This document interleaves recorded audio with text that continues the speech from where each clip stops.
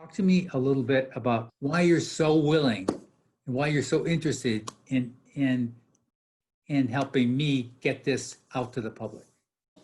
Why am I so interested in helping you get this out to the public? There's two pieces there: helping you and get this out to the public.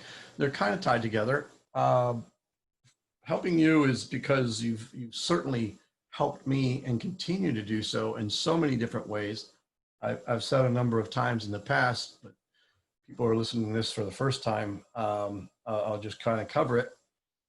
You have that unique skill set / ability to help identify emotional and intellectual blind spots or self-limiting beliefs in an individual.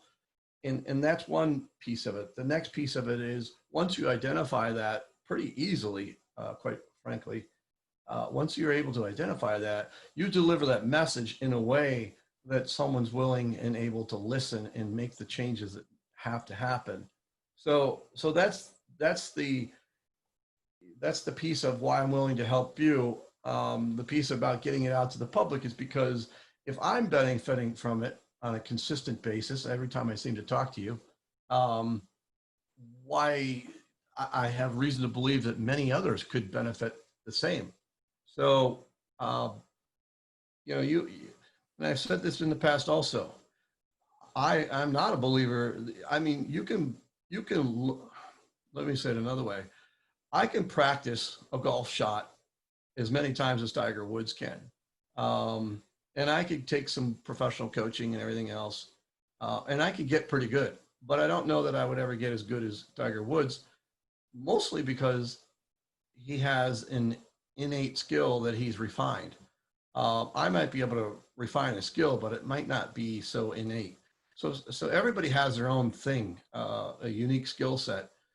Some develop it, some don't. And, there's a lot of sales trainers, a lot of coaches out there, business and personal and professional coaches out there. And many people have spent a great deal of time learning the process of how to coach an individual or a team to perform better. But I do believe that you have a unique situation, a unique skill set, a unique innate ability to go beyond that pretty easy, pretty fast, and with such clarity and deliver that message in a way that people are willing and able to listen and make the changes in order to perform better in whatever they're doing, whether it's a personal relationship or whether it's a business relationship, whatever the case may be. So I think wrapping this all up to that question, you offer significant value in what you bring to the world in terms of professional coaching and sales training. So there's a long answer to a very short question. Okay. All right. So for you personally, rather than just generally, for you personally, what kind of things have you seen that you didn't recognize before we started to work together? Well, I think the simplest answer is we all have our blind spots. I have gone through lots of sales trainings in the past, business development, professional coaching, and sort of those types of things. I've actually studied a great deal of human psychology, and I can rattle off a number of theories out there. But for me personally, it's the reminder when I'm going down a certain pathway and I'm not checking my blind spot because for a variety of reasons. It could be I just forgot about it, or I just wasn't aware of it, or I was focused on something else. For working with you, you are always that mirror who covers the blind spot for me. I guess for driving a metaphor, they sell these specialized mirrors, or even the newer cars have sensors these days.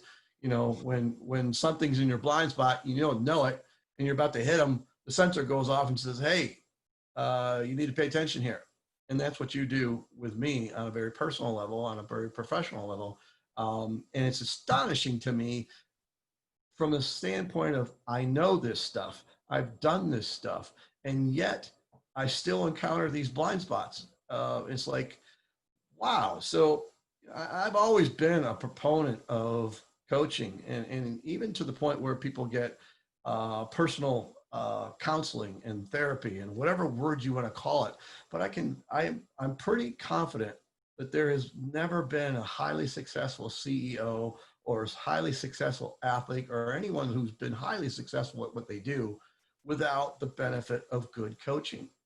And so to that end, for me personally, that's what you consistently do is you're without even sometimes I'm totally unaware that there's a blind spot there and you're right there checking my blind spot for me and saying, hey, did you look at this? And I'm like, oh my gosh, I know this stuff, but I didn't check it. So I'm trying to think of them. All right. So specifically, an example would be, you and I've talked about the parking space, and it used to be it started out as a bit of a joke when I would drive into a packed parking lot, and I would drive to the front of the parking lot, and the person who was with me is saying, "Why are you going up there? The parking lot's full." And I started, it was just a joke, and I would say literally, there's a spot for me. I don't see it yet, but it's waiting for me. It's there. So I just got to go drive up there and get it. And almost every single time, 99% of the time, it came to fruition. And what started as a joke started becoming a pattern of belief and action. And so to this day, I automatically assume that parking spot is there waiting for me. And still to this day, 99% of the time, it's there. What you've done for me specifically is you've taken that metaphor and moved it to a sales process, a professional business development process. And I'm slowly adapting that principle to how I approach business. An example would be when I pick up the phone and I'm making a call to someone I haven't done business with before, instead of waiting to see how that conversation turns out, I'm going there with intention of working with that client, or at least finding out what they need and whether we can work together. Or maybe I'm going there with the intention of working specifically on a project with them. So that's, I guess, the word intention is what I want to key on. You have a way to develop the insights to focus someone on their limiting beliefs and how to move past them. Okay. I hope that's it. I really appreciate that. And you had to tell me about that belief. I don't know, I'm choking, probably just because I'm doing this video and I don't want it to be choking. Anyway, you already had that ability to always find a parking place. And it wasn't just something, you weren't just trying to do it, you knew it. You knew it would open up for you. All I've done with you is I just keep reminding you that you can do the same thing when you go to the phone. I'll find the guy, this guy is looking, he's looking for me, he's waiting for me. And you had to share that with me before I could give it back to you. And I mean, you can talk to me all day long about the principles and philosophies, and I can read all these same principles and philosophies in a variety of books, and I have, but working with you specifically, I'm sitting there rattling this metaphor along, this analogy, this real world experience along, and you translate that, and I get that. I think that's a good word. You translated that from one action belief system, and you said you can apply this same principle here, here, and here. And while I know this intellectually, I'm not doing it. Well, why not? And you will help identify the why nots. Okay, very good. I was blown away during this conversation when you compared it to the blind spot mirror on these new cars. I'd never thought about that, but that I know is what I do with most of the people I work with. I help them. They're already magnificent. but they've got these blind spots. That I just think that's a fabulous analogy. And you and I have talked about the concept of blind spots. My own sort of version of blind spots. We've talked about. Most people have gone to an optometrist, an eye doctor, and most people have gone through the basic fundamental test. One of them being they tell you to sit in a chair and stare forward, but yet they're off to the side with a little light doing something. And if you ask yourself, what are they doing over there? They're checking your peripheral vision, basically how far to the side you can see that you're aware of without having to turn your head. What they're really checking is your blind spot, right? And so you translate that. We all have a blind spot in our vision, and we all have a blind spot in our thinking. So if you make that translation there, you have this skill, and I think it's partly something you've developed because you've done this for such a long time and helped so many people, but it's also the innate skill that was already there that you had to develop. So that's what you do. You provide clarity on a blind spot, whether I knew it was there and I was ignoring it, or I just forgot about it, or I just didn't know about it. It's still there. You just put the mirror up and say, "Hey, what do you see?" And I'm like, "Oh." So that's what it does for me on a personal, professional level. I love listening. I love coaching you and having you telling me about stuff. And invariably, I get a smile on my face and I just say, remember when? And all of a sudden you're right back to noticing the blind spot. You're very coachable. I'd like to work with just versions of you. People who are really good at what they do and they're naturally good at it. And they're looking for ways to get from where they are to whatever the next step is. But your ethics are great. Everything about you are so willing to take coaching, and you've got great ethics. You're actually in the business where you're trying to take care of people. I do a lot of coaching myself and helping businesses build their business better and helping individuals build their careers. So I do a lot of that already. However, I too, like everyone else, have a blind spot. And so having the benefit of a professional coach to stick a mirror up and say, "Hey," it's not like you're sticking one of those funhouse mirrors up and you're distorting the perception of the blind spot. You're sticking a real mirror up. I can't argue with a mirror. What's the value in that? If you wake up in the morning and you see what you see, it's as good as it's going to get. You might brush your hair and brush your teeth or something, but hopefully you wake up as good as shape you were the day before. But you look at the mirror and there's no point in arguing with the mirror. There's just not much value in that. Imagine waking up and saying, "I know what you're reflecting back to me, but I disagree. I look much better than that." And honestly, we all know people who think like that, right?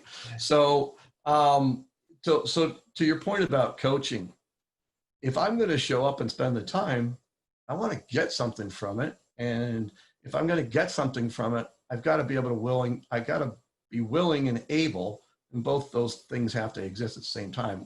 You must be willing, you must be able. You could be willing but not able. You could be able but not willing. You must be both. And to listen to someone else's perspective. I think it was Aristotle who said, it is the mark of an educated mind to entertain someone else's opinion and not accept it.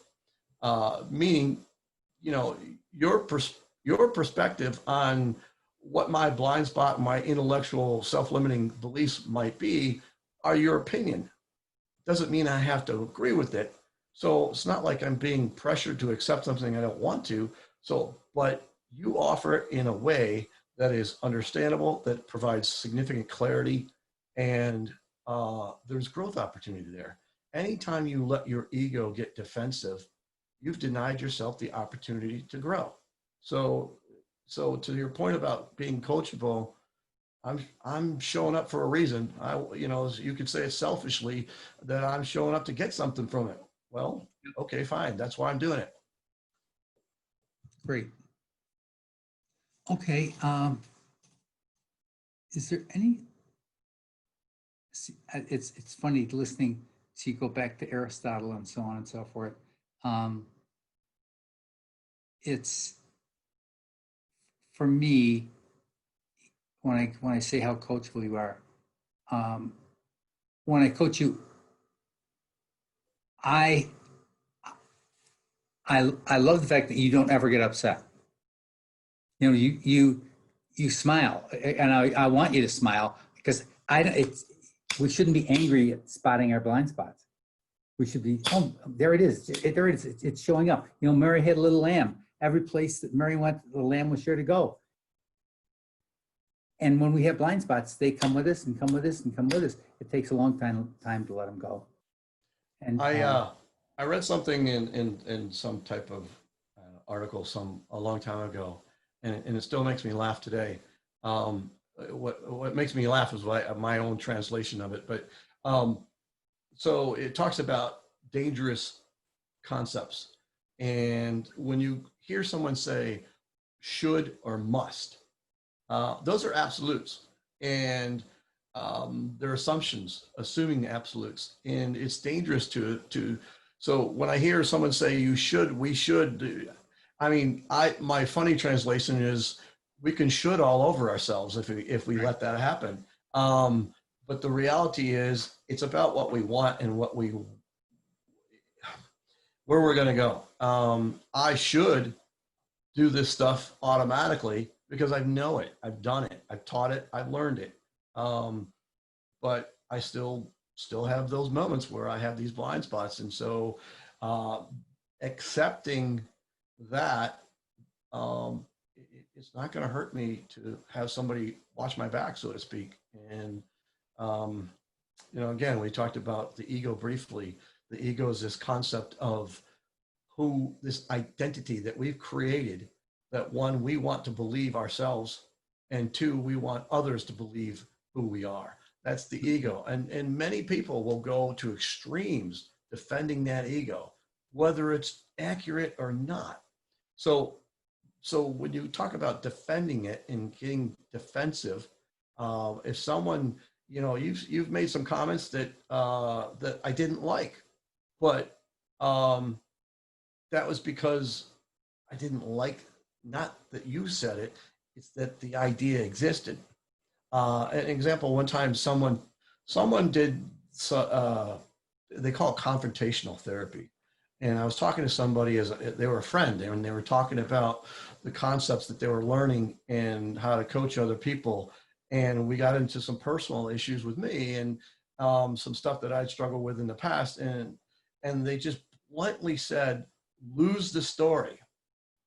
And it made me so angry. And I had to really step back for quite a number of months to think about, why did that make me so angry? It made me so angry because I felt judged, but that wasn't what they were doing. They were challenging me to say, who are you without all these poor, pitiful me stories? And once I got clarity on that, I lost the story. I dropped the baggage where it needed to be dropped. You know, on one of the sayings I like is, lose what needs to be lost and find what needs to be found, and love what matters the most. You know, it's a simple saying, but it's helpful to be reminded of that. Lose our story. So it's not that I don't get angry. It's not that I don't get frustrated. It's, I know your intention. I'm confident I know your intention. And I'm asking for I'm not asking you to tell me what I want to hear. I'm asking you to tell me what you see, and using your own skill set and your professional experience, tell me, you know, share with me what I could do better. And you do it in a way that's not offensive in my mind. The only time I've been frustrated or offended is because I didn't like what I heard, and I didn't like what I heard because it was accurate, and you didn't like that part. And psychologists call that projecting.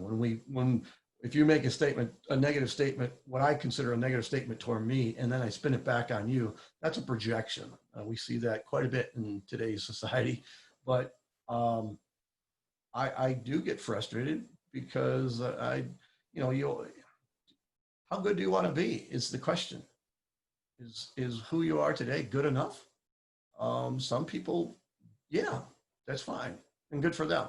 You know, to that extent, good for them. I'm a little bit jealous. Like if you're as good as you need to be, great, be happy and live your life. If you want to see what you're capable of, you're going to have to look at some other ways of doing business.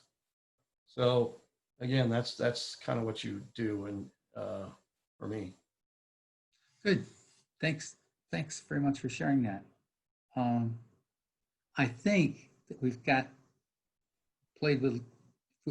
I think we've got something in this video, in the work we've done so far. I think we've really got some great stuff that that's important for people to understand about coaching in general, and then some of it in my style of coaching.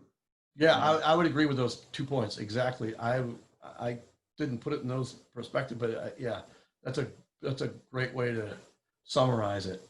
The general benefits of coaching, how many people have gone wrong by getting good coaching? It's a rhetorical question, obviously, but Yeah. if you want to improve the odds, find a good coach, and then, and to address your personal style, to me, that's important. Yeah. I don't want somebody in my face every day telling me what I do wrong. You don't tell me what I do wrong. You seem to have an innate ability to, I don't even know how to say it. It's the way that you communicate, to propose a different way of looking at something. Well, it's funny when you were talking earlier about that, whoever it was that told you, you've got a story and just lose it. And the tonality that you used when you said, when that person said to you, lose it. The last thing in the world I would ever say is lose it. I could say to you, so that sounds like a story, and what would happen if you decided to let that story go? It would be a gentle conversation as far as I'm concerned. Exactly. That is exactly unique to you. And that's why I find this so valuable. You propose an alternative. You acknowledge the story, the existence of the story. You probably understand why I would have adhered to that story and why I was hanging on to it for dear life. It was part of my core identity. So you recognize that it was still, I mean, even when I said this in this conversation, you could probably still feel my aggression toward that comment. Lose the story. I'm like, ugh, Yes. So you're the way you just laid it out perfectly. You acknowledged it. You understood it was a delicate issue, and you proposed an alternative. You didn't say do this. You just said, hey, what would it be like? And I think there's a lot of power in questions, and you have to have good questions. Yeah. You do that. My coaching, when I'm coaching my clients, I try to use questions. I can't even think in telling people stuff anymore. I only think in questions. It's amazing when people will say, I've got to write it down so I can repeat it, because I'm automatically go to turning it into a question, because I know how powerful they are. And again, it's about, when I'm working with you, I want to take care of you. When you're a salesperson, I want you to be taking care of your prospect. So it kind of works if I can demonstrate, because I know there's times I've said, well, we got to do this. And then invariably I'll come back and say, just a second, let me take those words back. We don't have to do anything. We don't got to do anything. We've got some choices. You're right. You've done that very few times. And when you say it, I back up. I suddenly get like, whoa, I don't have to do anything, Right. And you catch yourself. Most of the time you catch yourself and you rephrase it, and it brings down the whole defensiveness, the tension level, or it automatically shifts it to a receptive, hey, all right, let's explore this. Let's go down this rabbit hole to find out, what we can benefit from. I'm driven. I have a real strong piece of me that says, you can't friggin' make me. So when you try to push me, I get I'll cut my nose off to spite my face. when you Most got of it. us will. Yeah, Most of us will, and certainly high performers. Whether you're dealing with a high performing salesperson, an executive, senior level management of some sort. Um, it goes back to the Aristotle comment. It's the mark of an educated mind to understand someone else's opinion without having to accept it. I don't have to do anything, right. even if it's good for me, right? Yeah, right. Yeah, and that is fascinating. Yep. If we had better knowledge of ourselves, Ben and Jerry sitting in the freezer could sit there for a month without calling you to it. Yeah, right. And that's a good. You do have this tendency to put these metaphors in there. They're very funny and very relatable. Ben and Jerry sitting in the freezer. That's pretty amusing, actually. Um, Yeah. but yeah, I mean, if you have this genuine sense of curiosity and this genuine sense of I want to help someone do better, improve the quality of their lives and the people around them that matter most. That's what I do. That's a kind of a philosophy of mine is how do I help these people improve the quality of their life and as a result improve the quality of life with the people that matter most in their circle of influence. And that's where what I do. I help businesses perform better. I help people build their careers. So um, these types of conversations always add some sense of clarity, and sometimes it's just a repetitive step. And there's a saying out there: repetition is the mother of mastery. Sometimes it's just necessary to repeat it. Even though we've done it, said it, been there, done that, and all that, sometimes it's just beneficial just to do it again and again and again. So you're never gonna. I shouldn't say that, never. If you're showing up for the right reasons, with the right intention, with the right mindset, you're always going to benefit. And that's the generalized coaching piece. But for you specifically, if you match that up with your genuine, innate desire to help people excel, you can't teach that very well. I don't think. I think people can learn that to a degree, but you gotta have that built into who you are, and that's something you bring to the table that most don't.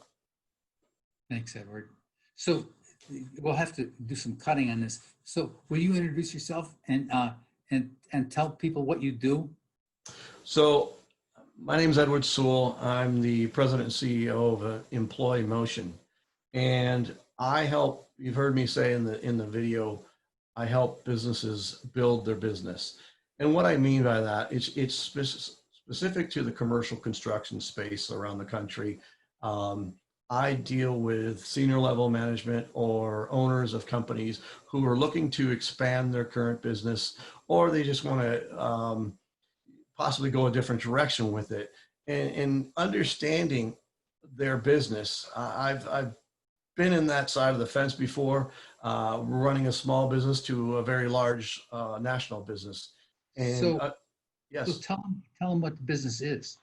Well, so commercial construction mostly, but specifically with commercial roofing, it's a multi-trillion-dollar industry, and it's a business that most people don't actually think about until you get dripped on. And the reality is almost all of us go into some type of commercial building all the time, whether it's a shopping mall, an office space, or an airport, or a stadium, whatever the case may be.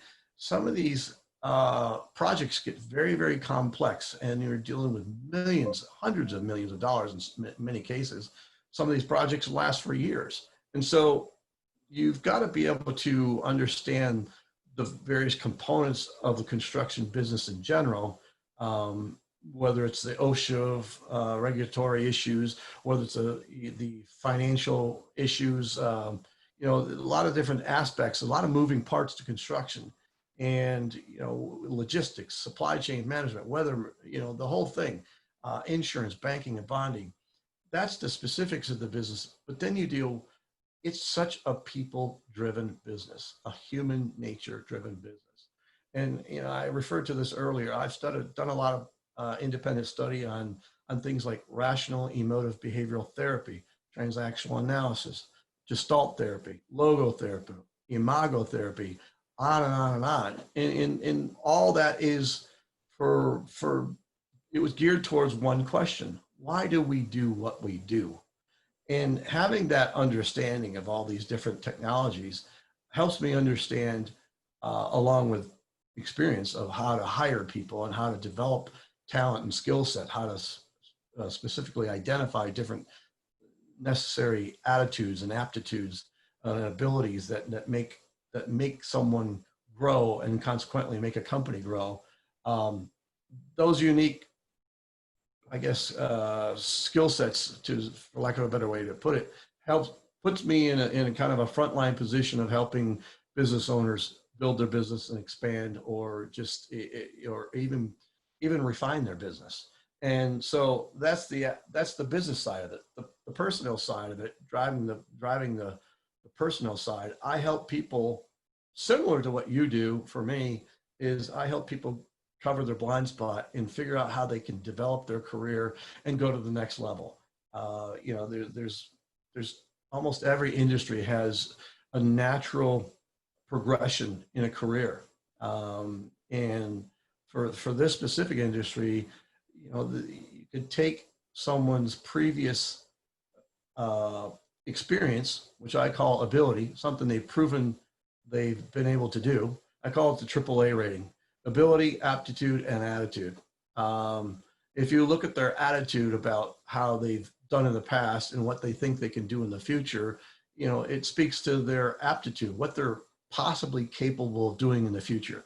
So when I look at an individual and they want more out of their life, we look at what they've done. We talk about a lot of different components of how they think, how they see the world, and how business owners, what the things they need to accomplish, and how, there's a saying out there that, arguably the greatest hockey player in the world of the sport of the game of hockey is Wayne Gretzky.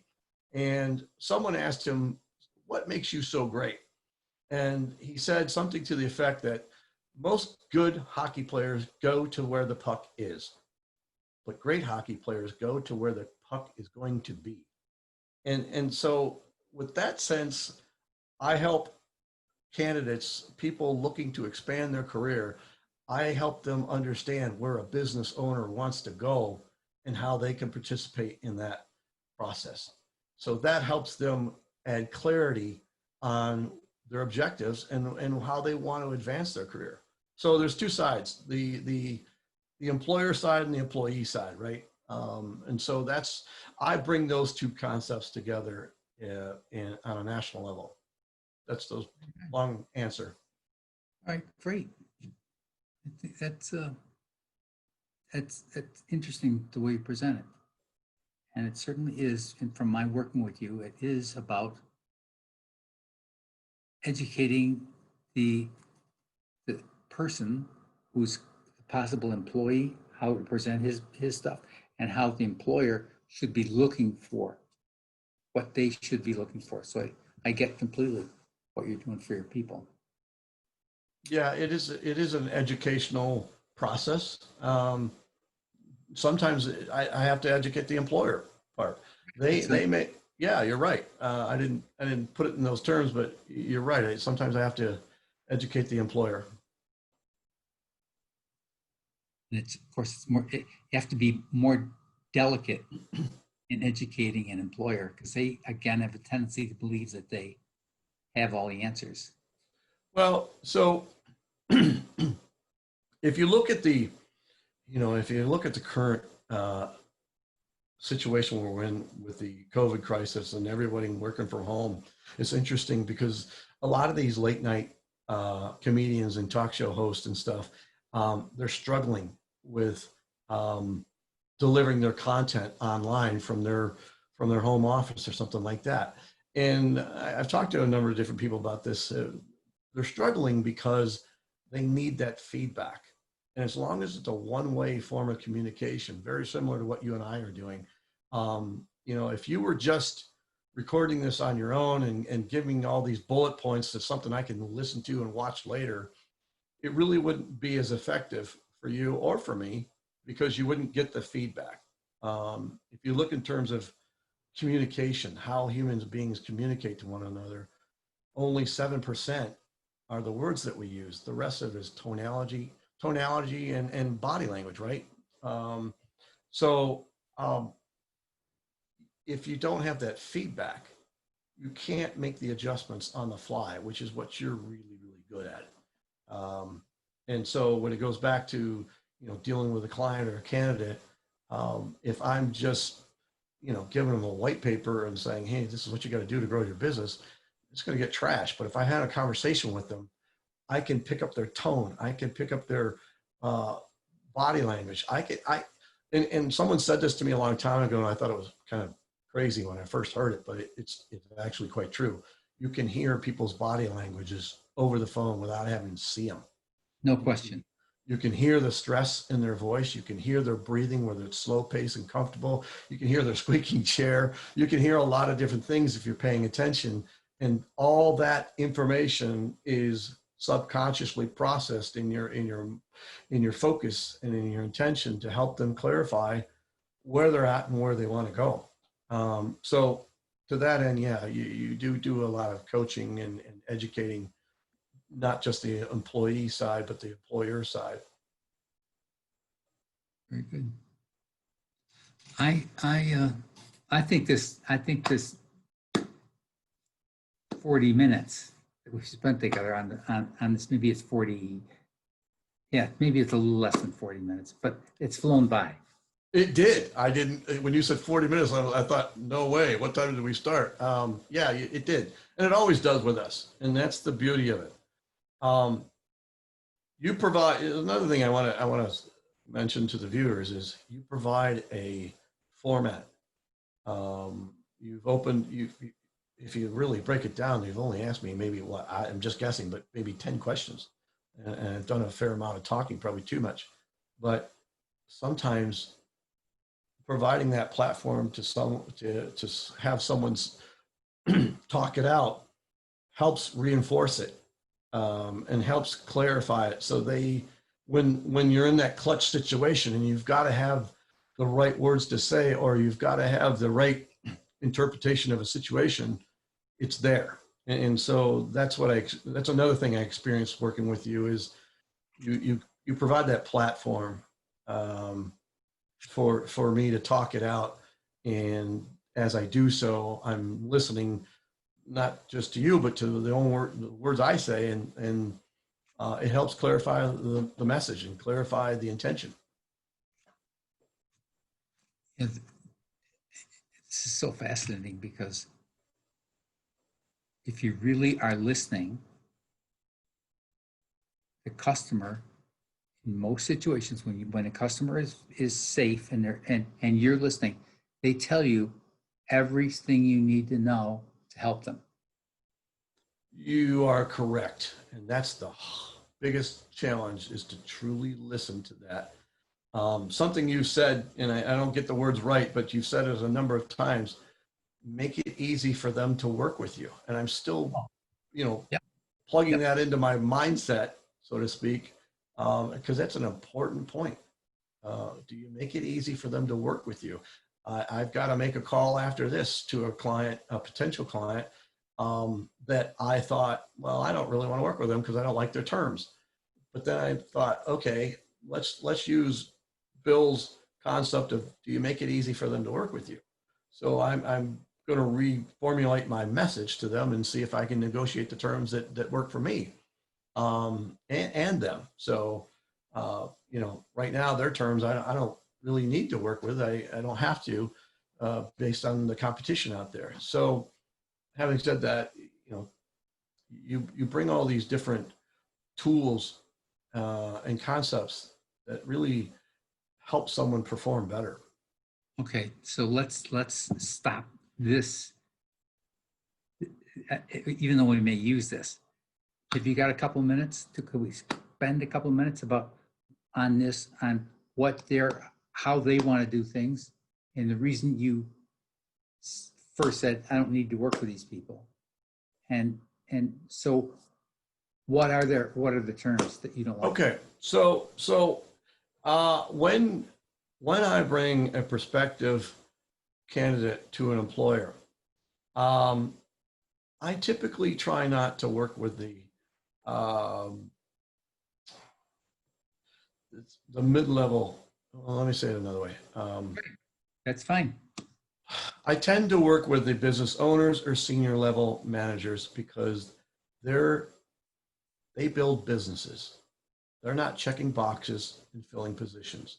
And when they look at a talent set in a very different way, and they may not have been looking for this specific talent set, but they're looking for, they notice the opportunity there, and they'll say, I don't have an open position for this person, but we could use them in here, here, and here. And if we can create a position, that's what business builders do. People who are in the administrative functions, they're checking the boxes and they're saying, okay, I have this very specific skill set I'm looking for. Anything else doesn't fit in the box, so I don't want to have that conversation. That's one aspect. The other aspect is their terms.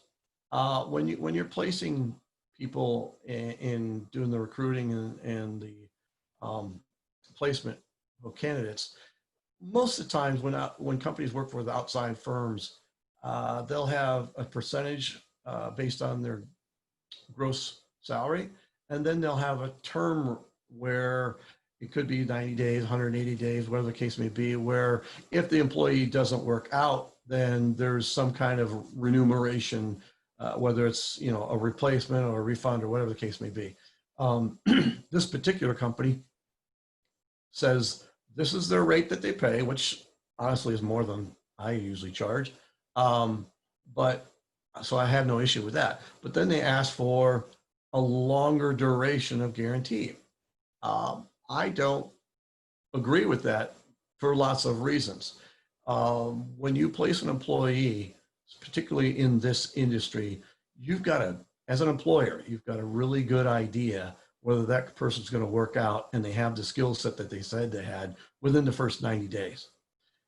When you start talking 6 months or even a year, and you want to buy yourself some time, you could argue, yeah, okay, they're paying a premium for it. But I think that's when you're paying a premium to bring on a new skill set, it makes them less desirable to hire in the first place. So because you've got to look at the total cost of acquisition, and part of that is the recruitment fee. And if you're paying a premium on top of that, you're less likely to hire the person you need, and more likely to hire someone who might be suitable, but costs less in the total package. So there's that aspect. But for me, the industry, because of the industry, the nature of the industry, and there's a tremendous shortage of highly skilled people in the construction space, whether it's senior level management, senior level salespeople, people on the job sites, you name it. There's a tremendous shortage even today, and that's the commercial construction space.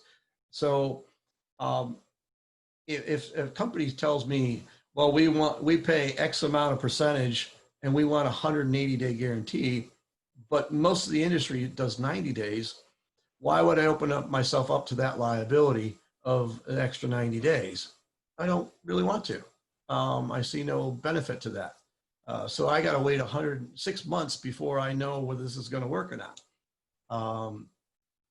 I don't need to, because the competitor down the road needs these people just the same, and they're willing to, say, hey, 90 days is good. We do that all the time. So to that end, this is a potentially new client, and not everyone's going to be my client. It's just the nature of the business. No, I agree 100%. Yep. Because for lots of reasons. One is, if they're all my clients, I wouldn't have anybody to place. I mean, it's just the nature of the business. That's the ugly side of recruiting, right? Yeah. Because I don't solicit my clients' people. So the other side of that is I am considered an industry expert from the standpoint of placement recruiting, and I have actually run a national, multi-state, multi-million dollar business that they're in. So I understand all the moving parts. Um, the typical recruiter out there wouldn't understand their business to that level. And so that gives me the ability to help clarify what a potential candidate's capacity or performance levels might be, whether they're just, selling something that isn't accurate. So having said that, I'm not just, and I tell my clients, you won't see very many candidates from me because I'm not going to waste your time. But the candidates you do see from me are certainly qualified. It's up to you to decide whether they're a good fit for your organization or not. But understanding the different organizational fits is another thing that I bring to the table because I've been doing this long enough. Similar to you, similar to you. You've been doing this long enough. You can hone in on the important, the quote unquote soft skills that everyone talks about. It matters. It matters a lot. Cultural fit. You can have the skill set, but if you don't have the cultural fit, you got problems. You traded one set of problems for another, and some may be more costly than the others. So Okay. there's the specifics. There's a little bit of, I think, confidence. There's a little bit of almost arrogance, and I say that in a negative way because arrogance is a negative word to me. But I feel like saying to them, I don't need to work with you. Your competition's already interviewed this person. I won't say it in those terms, but Right. But you haven't covered the whole thing. You've covered how they pay. You didn't like that, but you haven't covered.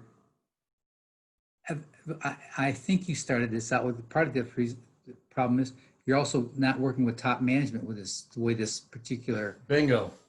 Exactly right. I always start with the top management if I can. Right. Sometimes I get pushed down to an administrative role, and that usually seldom works out. Right. Simply from the standpoint of that's their job to find qualified candidates. So I'm a competitor in their mind in many ways. Or if they pay an outside agency, it's almost viewed internally as a failure from the internal standpoint. Well, why didn't you find this guy? Okay. So in this situation, were you delegated down to this person? I was. You spoke with? Yeah, I made a cold call and left a voicemail. I don't typically leave voicemails, but right. I figured I had this one shot at this specific person. And so it just sort of went away. I was going to get back to it, and suddenly I got a call from another individual within that organization, and they're more of an administrator in that organization. And they basically said, you contacted one of our people, and they've forwarded your information to us, and here's our terms. And then they tell me, well, these are the positions we have open, and I basically said, I don't typically work with the positions that you currently have open because you're already doing that. You're already paying the money to advertise. You're already interviewing people. If this position is out into the open marketplace, I'm too late. So I deal with positions that aren't either announced yet, or they're highly confidential, or there's situations, unfortunately, where they have a person in place, but they want to go a different direction, and the famous words, go a different direction, and so the confidentiality piece is essential. So you don't put that out in the marketplace, while you've got an existing employee that you're going to replace. So those are the types of situations that I work with, and like I said, an example would be a company based in Dallas, Texas. I have a team of people in Phoenix that I'm aware of that have the skill set. When I say a team, there's different positions that require different skill sets. And I know a group of people that could and have worked together in the past. And so I go to this client in Dallas. I said, have you ever thought about opening up in Phoenix? Because there's a group there of people that you could bring on board that are familiar with the marketplace, that are familiar with each other, and all you got to bring is the capital, and you could have another business unit in another local city. And those are the types of conversations that I have when I talk about building businesses. They may not have said to themselves, hey, let's go open up an office in Phoenix. But now that they get presented with the opportunity, they go back to their senior level management or the owners and say, hey, we've got an opportunity. What do you guys think? Yes. A typical administrative person doesn't have that mindset. They're not business builders typically. Some people are executives, part of the executive teams, depending on the size of the company and the scope of the company, but not many. So most of the time they have received orders from us higher up to say, here's a position we want to fill, go find somebody to fill this position. Right. So in this situation, how are you, after the conversation we've just had here now on this video, what's your next step? Well, I still don't have clarity in my own head how I'm going to approach them, but I do know I need to go in with questions, because they made it pretty clear that, one, they're not looking for this specific skill set. Two, these are their terms, take it or leave it. That's their attitude. Now, so in my view, I'm going to take a two-step approach.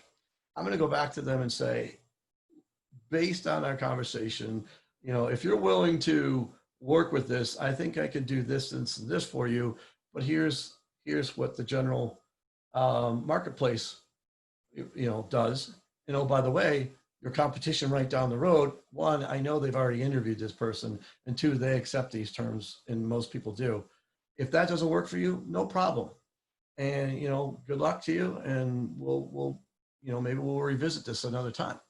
Okay. And then after that call happens, if it goes that way, then I'm going to go back to, you always bridge, I've heard the term bridge back to power. And so if the conversation with this administrative person goes that way, then I'm going to go back to the individual who I left a voicemail with.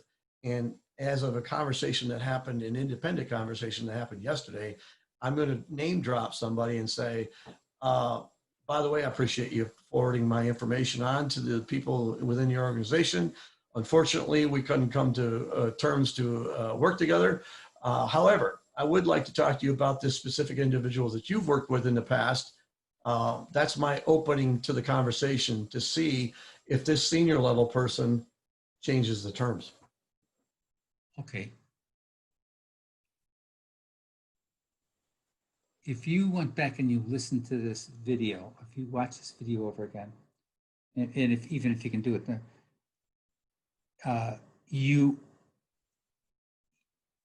the energy you have when you're going to talk to this mid-level person, I'm saying it's almost like you're almost going in and threatening them.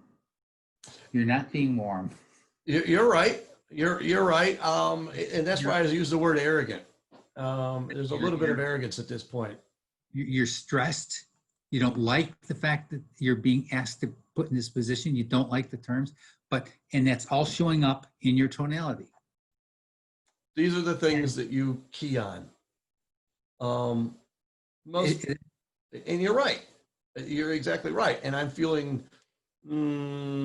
frustrated, defensive, and all at the same time, I'm reminding myself, look at this. Honestly, look at this and hear what's being said. And how would you go back to, if you're going to use that ruler of, do I make it easy for them to work with me? It's not, I'm going at them a little aggressively. And I get a that. little. Just a little. Your tone is amazing. You're going. Well, that's the frustration. That's you and I speaking, because we've already built this familiarity. There's my rationalization.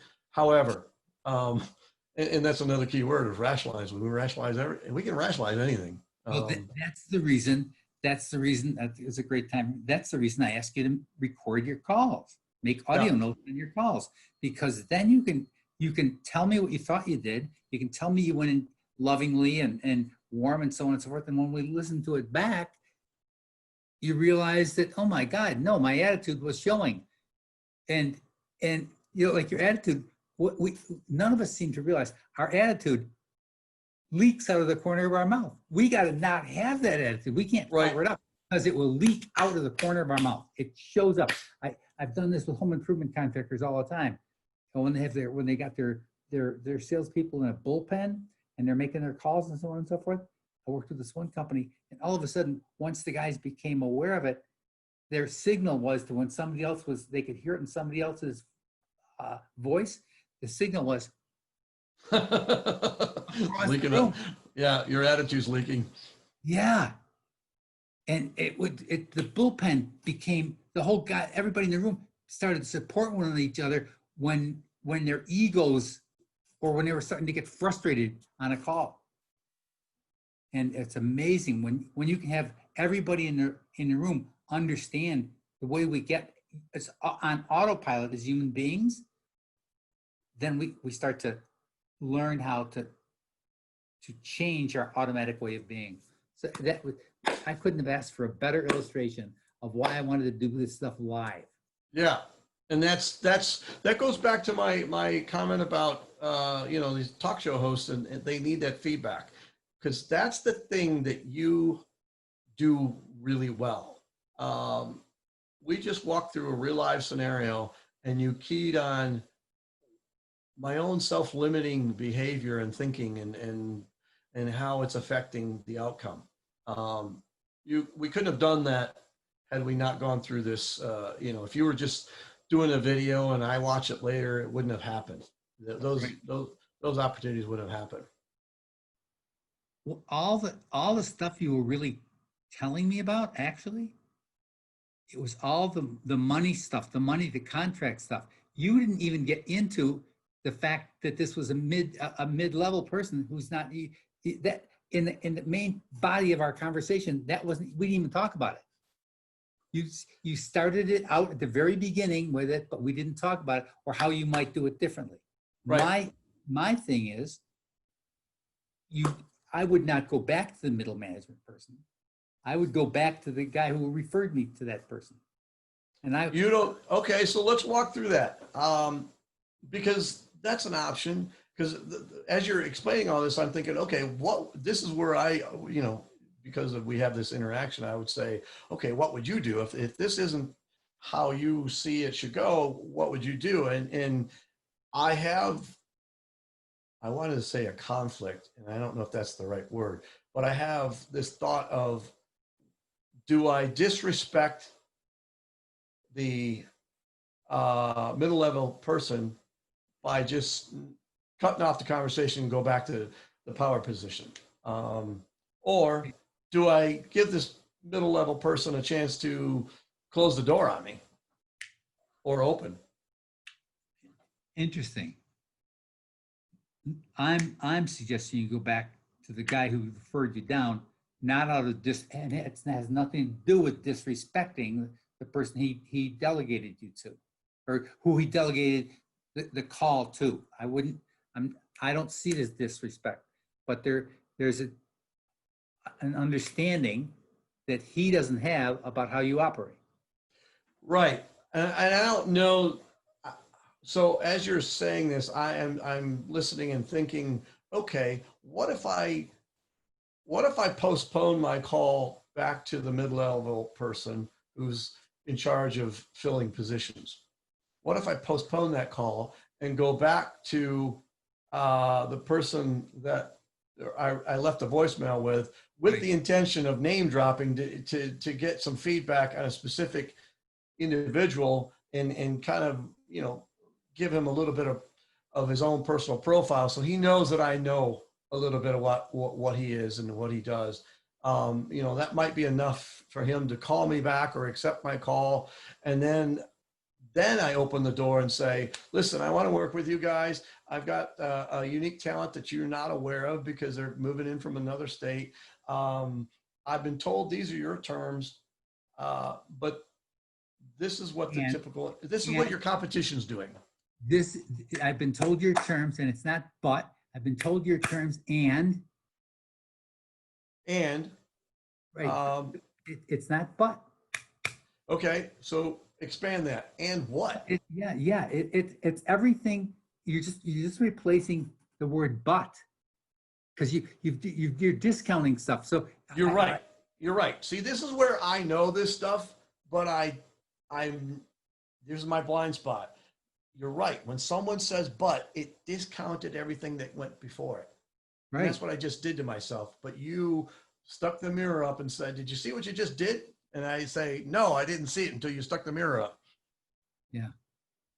So I really don't think it's about discounting the middle person. I think if you speak to the middle person and don't get what you want, and then you go back over her head, I think that is worse. Personally, That can be worse. You are correct. I would go back to him and explain yourself. I don't know what the name dropping piece is, but explain. Well, that's what- my intro. You got let me I have not talked to the senior level person. I've only left a voicemail, Right. and then they must have transferred my information. However, Right. conversation that came up yesterday and another separate conversation that happened last week with two separate individuals knows this senior level person and give me enough personal information and professional information to drop a name. Right. I could go in with what I intend to do if I get a voicemail and say, listen, your name has come up a couple different times in recent conversations. There's an individual that you've worked with in the past at this specific company. If you have a moment, give me a call back. I'd like to talk to you about him. Okay. That opens the door for him to be helpful, and he may be more inclined to call me back, Right. or take my call, whatever the case. And then I get into the, oh, by the way, I appreciate you forwarding my information along. I'd like to work with you guys. Here's your terms, but I got to tell you, this is what, I use the word but. So now I got stuck there. If I don't use the word but, how do I transition? You use the word but on autopilot. The word did. we're going to, yes, you're going to, even when the word comes out of your mouth the next time and you're saying but, you said, no, excuse me, and just get so that your and is used where you want to use but. You know, there's some people watching this exchange and thinking, what's the big deal? But there is a big deal. The Yes. subtle nuances.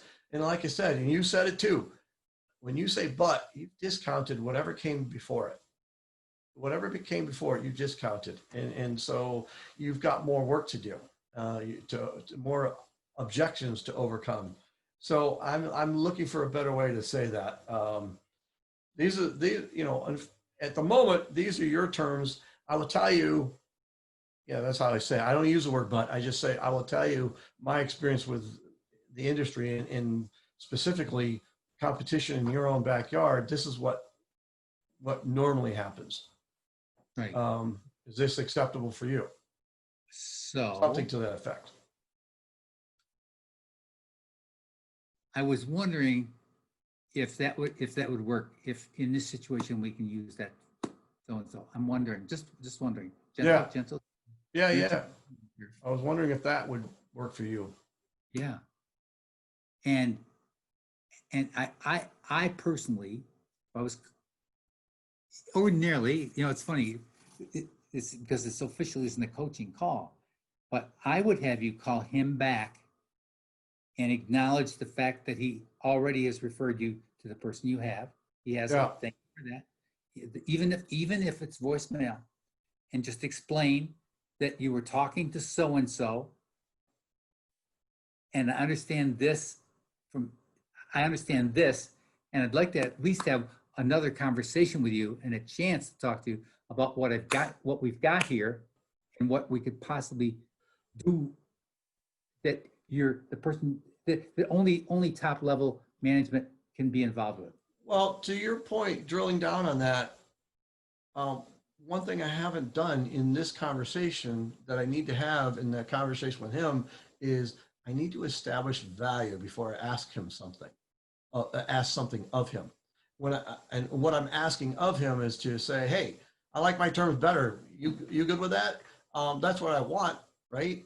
But in order for him to even care about that, he's got to see some type of value. So that's where I specifically say, there's a specific individual moving in the process of moving right now. He's got, blah, blah, blah. Here's the list of credentials. Now based on what I know about your company, I'm sure you could use an individual like this. But you wouldn't know he's out there. I'm guessing what I know about your company, rather than I'm sure, I'm guessing that you'd be very interested. Yeah, good point. Words matter. Every word matters. And the tonality you deliver it with, every word matters. Based on what I know about your company, I'm sure that you'd be interested in having a conversation with this individual. So I've established value. Now I get to the ask. Hang on, you're going right back to your automatic language. I'm sure you'd be interested in having this conversation. I'm guessing that you'd be interested in having a conversation with this guy. Are you saying I should use the word I'm guessing? Yes. Okay. It's so because it gives them permission to decide for themselves. Right. You're not telling them what to do. Right. I'm guessing that might be of interest to you. I like that phrase, actually. I'm not sure you'd have interest, but I'm guessing based on my conversation with so-and-so that you might be interested. Yeah. In having further conversation. And I'm not trying to skip by the person you sent me to, or you had reach out to me. I think that I'd like to at least have a little bit more conversation with you before I do anything with her. Yeah. With Mary, rather than with her, whatever her name is, user. Right. We'll call her Mary. Yeah.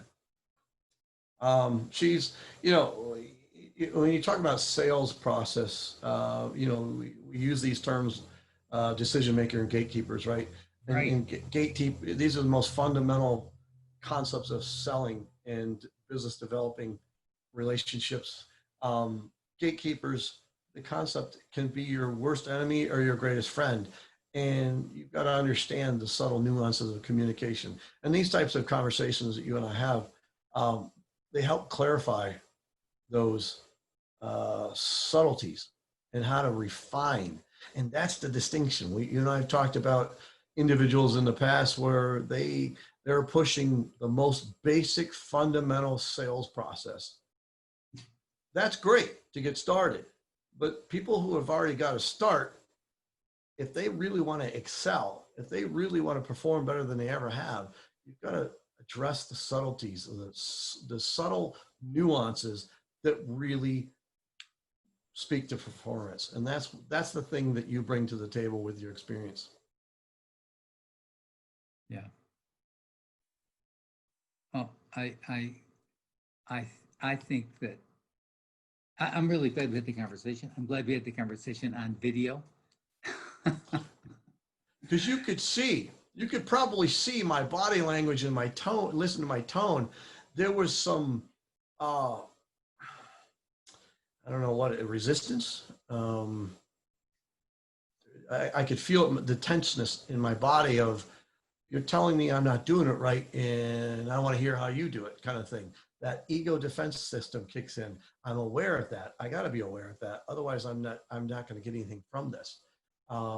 So when you say, I'm guessing, you told me, you basically said, walk me through the process of, use the concept of I'm guessing this might be interested to you instead of telling them how to do their job. Because when I use the word I'm guessing, I'm offering them opportunity to decide for themselves. You're making it easy. Making it easy. Making it easy for people to grant you permission. And it's kind of funny, if you think about it, it's actually difficult to make it easy for people to work with you. I don't know, I just find that funny. Yes. And it's not an accurate statement. It's only difficult if you make it that way. Yeah, well, it's difficult if you don't know how to make it easy. Right. Our Right. automatic way of being in many situations, it is making it difficult for people. And that's, I'm going to go bring this right back to the blind spot. Um, Yes, you know, I use the word but, I didn't use the word should, but I basically said that. You know, you should want to talk to this person instead of saying, I'm guessing. Would that be of interest to you? well, I'm guessing, and should we have a conversation? Yeah. That's okay, the should is there. That's interesting. That's a Yes, different way of, that's a different should. That's not an expectation. right. That's a request.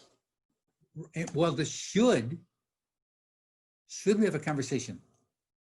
I want you to use the word should rather than can, because I don't I want would you. use the phrase, would that be of interest to you? Right, right. Should is, I'm asking you to use the word should on purpose because it's about taking direction. You're using it in a question format and not in a statement format. And that's when I use it in a statement format, I'm telling the person how to do their job. When I use it in a Right. question format, I'm asking them, Right. what matters to you? All I'm saying is, yes, and it is what matters to you, but the should, it's simply, when you say, should we talk, it's really easy because you've been easy. It's easy to say, my God, yes, we should. And the person who hears it, yes, we actually should. Yeah.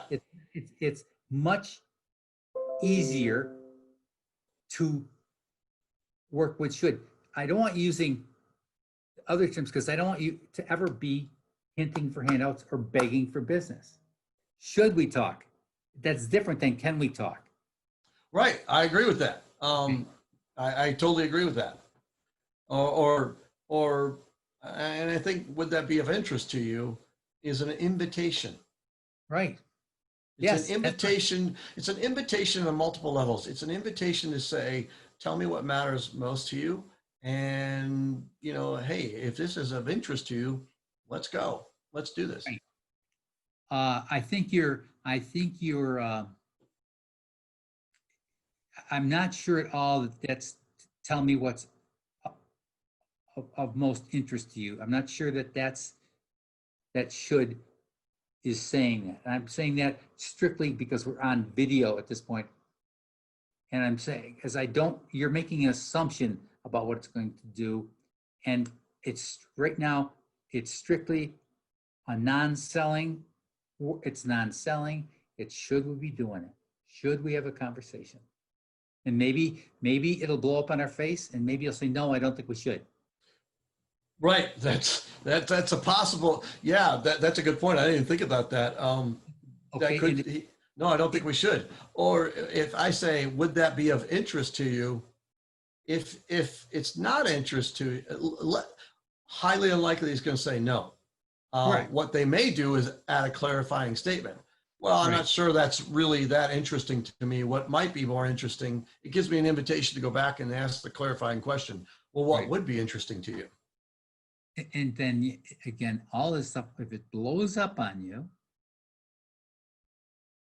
well, no, I don't think we should. I need you to be able, so when I said that to you, if I was the guy and you said, should we talk? And he said back to you, no, I really don't think we should.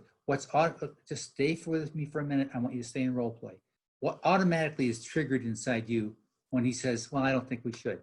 What's triggered automatically? What do you feel immediately? Opportunity. There's opportunity. He's given me an objection without clarifying it. So I need to find a way to clarify, why shouldn't we? Okay. I'm not going to come right out and say, why shouldn't we? But I need to get to that. Okay. What would be of interest to you? No, what's triggered before you think what would be of interest to you. I want you to, what's happening right now, you're talking to somebody to do sales coaching. So you're trying to, in your head, you're trying to think, well, what's going to satisfy Knoche? No, that's how I think. Okay. And I think that because I've done enough training over the years of every time someone says no, there's an opportunity. Okay, so You've got, he it's says the parking no. space. It's All the right, parking hang on. space. He says no. I want you to say, I hate it when this happens. I want him to feel your emotion, that air between your teeth. Oh, I hate it when this happens. That's an interesting approach. Well, I don't it, disagree with it. It's just, it's an interesting approach. it's something I invented a long time ago. I'm surprised we haven't already addressed it because it's actually you being completely authentic. Yes, it's also an appeal to a human emotion. I'm sorry, you're still going back to try to turn this into selling, and it is not about selling. This is about you being authentic. It's amazing what happens when you become authentic. I hate it when this happens. Pause, pause, pause. I thought I had such a great idea. Should I be willing to hang up my phone and call back and call her? It's really about them seeing the real you. And nobody does it. Nobody has ever said to anybody, I hate it when this happens. When guys are doing cold calls, I want that they can't get through to the person that they want to talk to while they're in the lobby. Oh, I hate it when this happens. And again, we have to acknowledge, for the sake of everyone watching, is it really, using that approach really depends on the personality that you're talking with. I don't know this individual's personality yet. I haven't talked to them. I haven't gotten their tonality.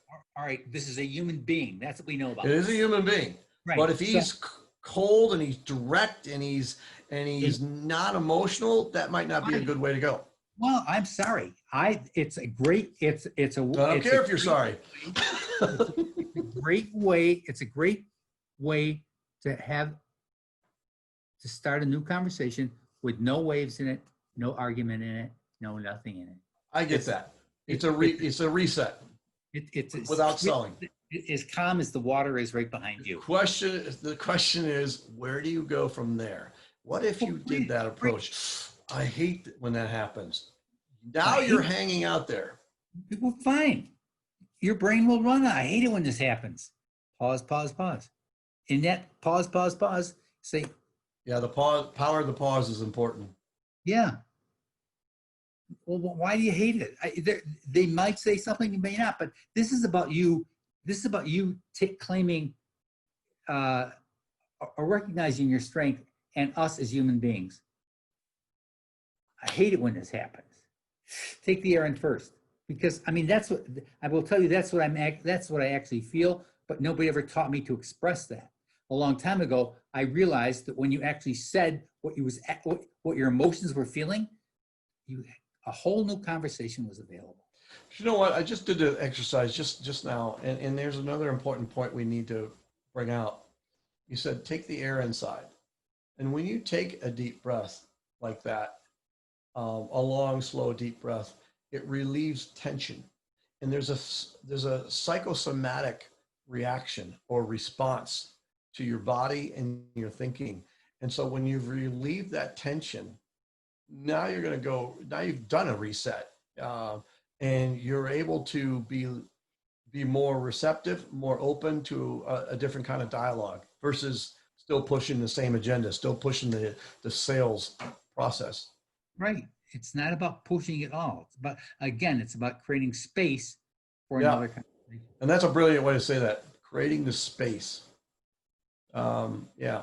And since you mentioned the water behind me, for those looking, this is actually a picture of me kayaking on Lake Erie in the middle of March when the frozen sections started breaking up. So these icebergs were moving around quite a bit. But needless to say, it was not the year 2020 or 2019.